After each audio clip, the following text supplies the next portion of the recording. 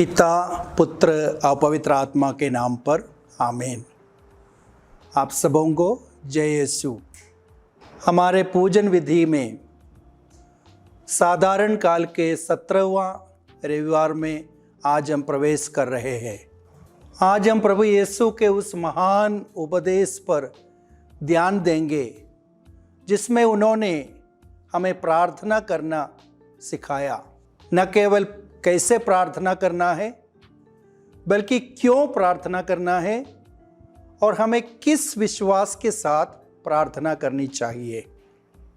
जब शिष्यों ने यीशु से कहा, प्रभु हमें प्रार्थना करना सिखाइए जैसे योहन ने अपने शिष्यों को प्रार्थना करना सिखाया था, तो यीशु ने उन्हें एक अत्यंत सरल परंतु एक महान प्रार्थना सिखाई, हे हमारे पिता जो स्वर्ग में है। यह प्रार्थना केवल शब्द नहीं है बल्कि विश्वास, भरोसे और पूर्ण समर्पण का एक जीवंत ज्वलंत उदाहरण है। यह प्रार्थना विश्वास, भरोसे और पूर्ण समर्पण का एक जीवंत उदाहरण है। आज के इस समाज में 3 बातों पर जोर देते हैं। सबसे पहली बात, परमेश्वर एक पिता है, वह एक उत्तम पिता है। यीशु हमें यह दिखाते हैं कि वह उत्तम पिता है, और जब हम प्रार्थना करते हैं तो हम किसी दूर की देवता से नहीं बल्कि अपनी प्रेमी पिता से बात करता है। यदि हम पापी होकर ही अपने बच्चों को उत्तम वस्तुएं देते हैं तो हमारे स्वर्गीय पिता कितने अधिक भलाई हमें देगा जो उनसे मांगते हैं। जब हम प्रार्थना करते हैं तो हमें डरना नहीं चाहिए बल्कि विश्वास रखना चाहिए कि हम एक ऐसे परमेश्वर के पास आ रहे हैं जो हमेशा हमारा भलाई चाहता है। एक ऐसे उत्तम पिता हमारे लिए है, स्वर्ग में है, जो हमारी सारे ज़रूरतों को पूरा करता है। दूसरी बात, आज के सुसमाचार हमें बताते हैं कि हमें कैसे प्रार्थना करना है। लगातार अटल विश्वास के साथ, दृढ़ विश्वास के साथ हमें प्रार्थना करनी चाहिए। यीशु एक दृष्टांत हमें सुनाते हैं। एक मित्र रात को अपने दोस्त के पास रोटी मांगने जाता है। वो दोस्त पहले मना करता है, लेकिन उसके आग्रह पर वो उनकी बात पर अटिक रहने के कारण उसे रोटी दे देता है। यीशु हमें ये नहीं कह रहे हैं किसी चीज में अनिच्छुक है, बल्कि ये हमें सिखा रहे हैं कि प्रार्थना में हमें हिम्मत नहीं हारनी चाहिए, विश्वास के साथ हमें बने रहना है, थकना नहीं। इसलिए कभी कभी हमारे प्रार्थना के लिए उत्तर हमेशा तुरंत नहीं मिलता। इसका मतलब यह नहीं है कि ईश्वर हमारी प्रार्थना नहीं सुन रहा है। इसका उत्तर हमेशा सही समय पर ईश्वर देता है। ईश्वर का अपना समय पर ईश्वर हमें प्रदान करता है। और तीसरी बात है, पवित्र आत्मा सबसे उत्तम वरदान है। यीशु अंत में कहता है कि तुम्हारा स्वर्गीय पिता इन्हें पवित्र आत्मा देगा जो उससे मांगते हैं। ये वचन हमें बताते हैं कि परमेश्वर हमें सिर्फ सांसारिक वस्तुएं ही नहीं देना चाहता बल्कि वह हमें अपनी आत्मा देना चाहता है। The gifts of all gifts. जब हमें ईश्वर की आत्मा मिल गया तो हमें सब कुछ मिल गया, और जिसके द्वारा हमारे अंदर समझदारी, शक्ति, धीरज, एक आत्मिक फल हमें मिलता है। यदि हम पवित्र आत्मा मांगे तो परमेश्वर हमें एक नया जीवन, एक नई दृष्टिकोण, एक नए सामर्थ्य हमें प्रदान करेगा। तो प्रियजनों, प्रार्थना हमारे जीवन का सांस है। यह केवल मांगने का माध्यम नहीं है, यह परमेश्वर से जुड़ने का एक तरीका है, पर हमारे हृदय को परमेश्वर के हृदय के साथ मेल कराने का एक अवसर भी है।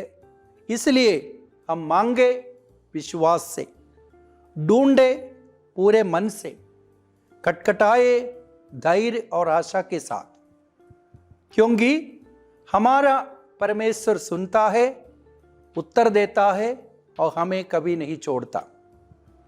आज का पहला पाठ उत्पत्ति ग्रंथ से लिया गया है। एक प्रार्थना का दूसरा स्वरूप हमारे सामने परिचय देता है। एक है मध्यस्थ प्रार्थना। जब सोदोम और गमोरा में उधर का पाप बहुत भारी हो गया तो प्रभु परमेश्वर ने उनके विरुद्ध ऊंची आवाज उठाई, पर वे पश्चाताप नहीं किए, अपने अधर्म पर अटल रहे।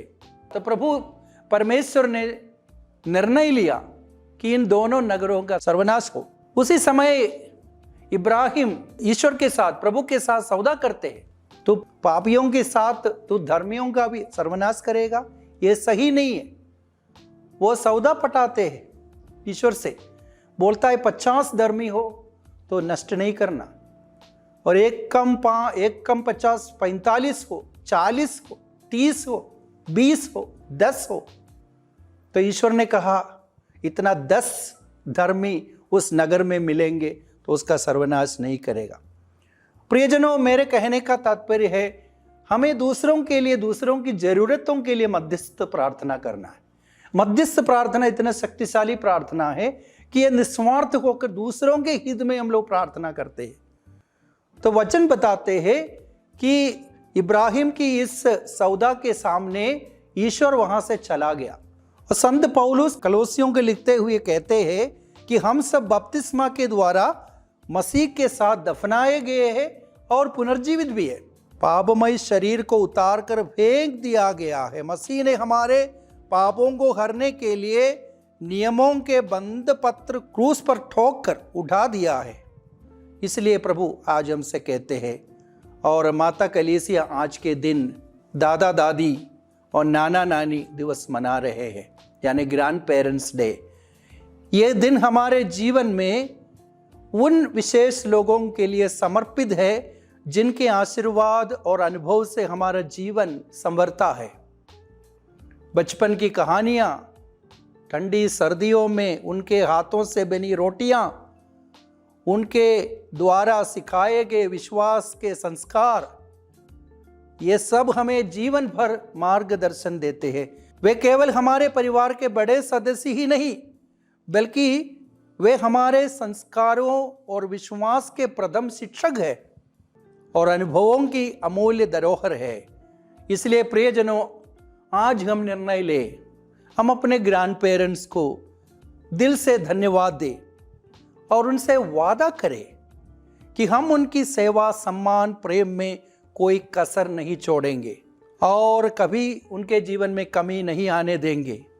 एक जीवंत ग्रंथ के समान रहकर वे सदा हमारा स्नेह और सम्मान, निरंतर प्रार्थना के पात्र बने। संत योवाकिम और संत अन्ना, जो कि माता मरियम के माता पिता है, हमारे सारे प्रिय वयोजनों के लिए मध्यस्थता करें। हम उनके अच्छे स्वास्थ्य और सुखद आनंद की कामना करते हैं।